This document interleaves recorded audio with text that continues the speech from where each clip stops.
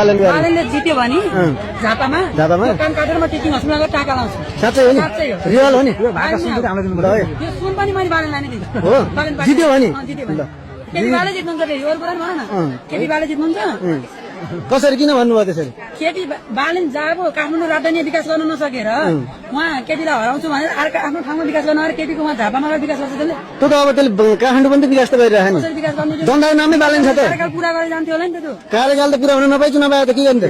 त्यो पनि त बुझ्नु पर्यो नि तपाईँले। कार्यकाल त त्यही भयो, त्यो त मेयर हो नि त काठमाडौँको त।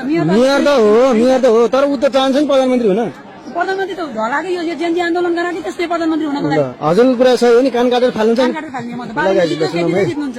केही बाले जित्नु कान काटेर फाल्छ। ल ल ल कति गते 26 गते थाहा हुन्छ है? 26 गते हैन 23 24 मै थाहा भइहाल्छ कति परिणाम आयो भने ढुक्क हुन्छ भाइ। ल गाडी हाम्रो रत्नपुरको दिदी यस्तो हुनुहुन्छ।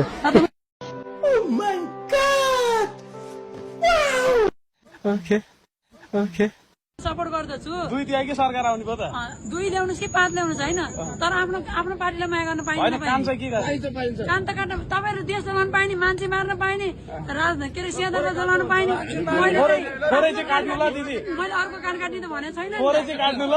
मेरो कान काट्ने भने छैन। थोरै चाहिँ काट्नु ल। फाइनली भएको छ। यो सुन चाहिँ के गर्ने त? सुन्ने दिने भन्ने बालेलाई दिने हो? जलप लागेको होइन।